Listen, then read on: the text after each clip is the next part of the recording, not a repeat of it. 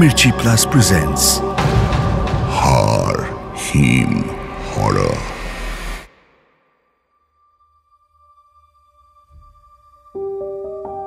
এক সপ্তাহ হলো সৃজন রায় নতুন বাড়িতে এসেছে। বরাহনগরের কাছে গঙ্গার ঘাটের পাশ থেকে যে রাস্তাটা সোজা চলে এসেছে তার একদম শেষ প্রান্তে ছোট দোতলা বাড়ি, প্রায় 50 বছরের পুরনো। বহুদিনের অযত্নে আশেপাশে আগাছা জন্মেছে। সৃজন এই বাড়ির খোঁজ সুধাংশুদার কাছ থেকে পেয়েছিল। একদিন অফিসের শেষে চা খেতে খেতে সৃজন বলেছিল, বুঝলেন সুধাংশুদা, রোজ রোজ সেই গড়িয়া থেকে বালি অবধি আসা আর পারা যাচ্ছে না। তার থেকেই অফিসের কাছাকাছি কোনো ঘর ভাড়া পেলে ভালো হয়। তখন সুধাংশুদা বরাহনগরের এই বাড়ির খোঁজ দিয়েছিল। প্রথম দেখাতেই সৃজনের বেশ পছন্দ হয়েছিল বাড়িটি। ছোট ছিমছাম বাড়ি, অফিসও কাছে, তাই সৃজন রাজি হয়ে গেছিল বাড়িটা ভাড়া নিতে। গত সপ্তাহে সব জিনিসপত্র নিয়ে শিফট করার পর রবিবার খানিক অবসর পেল সৃজন। ও একা নয়, ওর সাথে ওর অফিসের আরেকজন শেয়ারে থাকছে এই বাড়িতে। থাকা খাওয়ার বিশেষ কোনো অসুবিধা নেই, তবে সমস্যা হচ্ছে জল নিয়ে। একটা টাইম কল আছে, সকালে 2 ঘন্টা আর রাতে 2 ঘন্টা জল আসে। এছাড়া বাড়ির উঠোনের এক কোণে বেশ পুরনো একটা টিউবওয়েলও আছে। বাড়ি ভাড়া নেওয়ার সময় এই বাড়ির মালিক সত্যেন সান্যাল অবশ্য বলেছিলেন, এই টিউবওয়েলটা অকেজো হয়ে পড়ে আছে, দরকার হলে খাবার জল কিনে নেবেন, কারণ এখানকার জল খুব একটা ভালো নয়, প্রচন্ড আয়রন। আমরা এখানে বহুদিন ধরে রয়েছি, তাই অভ্যেস হয়ে গেছে। আপনারা নতুন এসেছেন, দরকার হলে প্রথম কদিন একটু জল কিনেই খাবেন। সৃজন সে সময় অত ভাবেনি, তবে এখানকার জলের সত্যিই খুব আয়রন। জলের রংটাই হালকা তামাটে। প্রথম দিন থেকে সৃজন এই একটিমাত্র সমস্যার সম্মুখীন হয়েছে। তার সঙ্গে একটা অদ্ভুত ঘটনাও ঘটেছে। 2 দিন আগে টাইম কলে জল না আসায় সৃজন বেশ বিপদে পড়েছিল। বাড়িতে রান্নার জল নেই, স্নানের জলও নেই। বেলা 9টা অবধি অপেক্ষা করেও যখন জল এলো না, তখন সৃজনকে জল কিনতেই হয়েছিল। ওর রুমমেট অপূর্ব অবশ্য বলেছিল উঠোনে টিউবওয়েলের জল ব্যবহার করতে, কিন্তু বাড়ির মালিকের সাবধানবাণী মনে করে সৃজন কোনোদিনই ওই টিউবওয়েলে হাত দেয়নি। বাজার থেকে জল কিনে এনে হঠাৎ কি মনে হলো, সৃজন ওই টিউবওয়েলের দিকে এগিয়ে গেল। বহুদিন ব্যবহার করা হয়নি, কলকবজায় জং ধরেছে, তবে টিউবওয়েলের চারপাশে নতুন করে সিমেন্ট করা হয়েছে। বেশ পরিষ্কার জায়গাটা। সৃজন টিউবওয়েলের হাতলে চাপ দেওয়া মাত্র ক্যাঁচ শব্দ করে হাতল নিচে নেমে এলো, আর সঙ্গে সঙ্গে জল বেরিয়ে এলো টিউবওয়েল থেকে। সৃজন অবাক হয়ে ভাবলো, কিন্তু দিব্যি জল বেরোচ্ছে টিউবওয়েল থেকে, তাহলে বাড়ির মালিক সেদিন বললো কেন যে এটা অকেজো, হাত দিতে বারণ করলো, কি জানি বাবা। সৃজন দেখলো টিউবওয়েল দিব্যি কাজ করছে, বেশ ঠান্ডা জল, তবে জলের রংটা অস্বাভাবিক। জলের রংটা খয়েরি। সৃজন হাত দিয়ে দেখলো জলে মাটি নেই, তবু রংটা খয়েরি।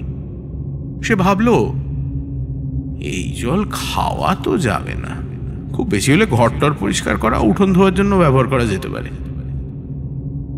ও অপূর্বকে ডেকে এনে দেখালো।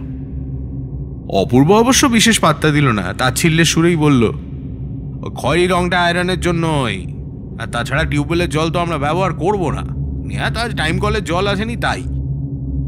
তবে সৃজনের মনটা খচখচ করছিল। সেদিন রাতেও জল এলো না, বাধ্য হয়ে ফের টিউবওয়েলের জল ব্যবহার করার দরকার পড়ল। রাতে উঠোনটা অন্ধকার থাকে। সৃজন টিউবওয়েল থেকে জল ভরে উঠোন পেরিয়ে বাথরুমে নিয়ে এলো। তারপর জলের দিকে তাকাতেই চমকে উঠল। বাথরুমের হলুদ আলোতে সৃজন দেখতে পেল বালতি ভর্তি জলের রং টকটকে লাল। এক ঝলক দেখলে মনে হবে যেন এক বালতি রক্ত। ও প্রথমে নিজের চোখকে বিশ্বাস করতে পারছিল না। বালতি রেখে অপূর্বকে ডেকে আনলো সৃজন। সে দৃশ্য দেখে অপূর্ব অবাক হয়ে বলল, টিউবওয়েল থেকে এরকম লাল জল বেরোচ্ছে কেন রে? সৃজন নিজেও কিছু বুঝতে পারছে না। বাড়ির মালিককে ফোন করে সবটা জানালো। সত্যেন সান্যাল জানালেন উনি রোববার আসবেন। দুদিন ধরে অনেক কিছুই ভাবল সৃজনারও। নিশ্চয়ই যেখান থেকে জল আসছে সেখানে কিছু একটা আছে, নয়তো লাল রঙের জল টিউবওয়েল থেকে বেরোবে। এই মাটি কি দূষিত? ভয়ে সেদিনের পর সৃজন টিউবওয়েলে আর হাত দেয়নি। সত্যেন সান্যাল কথা মতো রবিবার সকালে এলেন, সঙ্গে করে একজন কলের মিস্ত্রিকেও আনলেন। সৃজন পুরো ঘটনাটাই আরেকবার জানালো সত্যেনবাবুকে। কলের মিস্ত্রি সবকিছু ভালো করে চেক করে দেখল। টিউবওয়েল থেকে সত্যিই লাল জল বেরোচ্ছে, সেটা দেখে মিস্ত্রিও অবাক হয়ে গেল।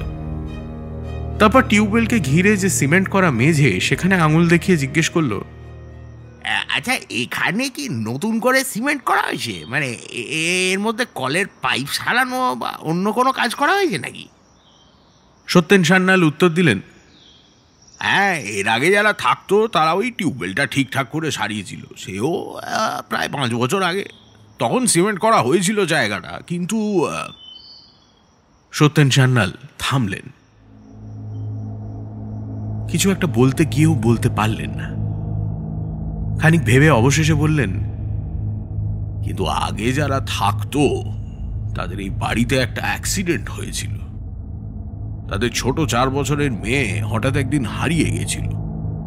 ও পুলিশ টুলিশ এসেছিল, তবে খুঁজে পায়নি। তারপর ওরাও এই বাড়ি ছেড়ে চলে যায়।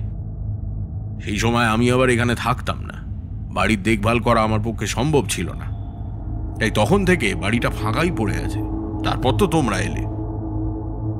কলের মিস্ত্রি সিমেন্ট করা অংশটা দেখিয়ে বলল, একবার এটা খুঁড়তে হবে, পাইপে কোনো সমস্যা থাকতে পারে, নয়তো লাল জল বেরোবে কেন?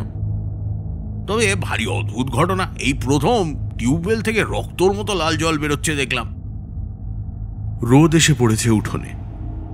কলের মিস্ত্রি ঝোলা থেকে হাতুড়ি ছেনি বার করে মেঝে খুঁড়তে শুরু করল। পুরু সিমেন্টের আস্তরণ। সৃজন অপূর্ব এক দৃষ্টে তাকিয়ে আছে মেঝের দিকে। বেশ খানিকটা খোঁড়া হয়ে গেছে। মিস্ত্রি হাতুড়ি তুলে আর এক ঘা মারতেই অনেকটা সিমেন্টের চাই ধসে পড়ল, আর সঙ্গে সঙ্গে মিস্ত্রির ভয়ার্ত চিৎকার, এটা কি? সৃজন ছুটে টিউবওয়েলের পাশে গিয়ে দাঁড়ালো। সত্যেনবাবুর চোখে মুখেও ভয়ের ছাপ স্পষ্ট। প্রায় 3-3.5 হাত সিমেন্ট খোঁড়া হয়েছে।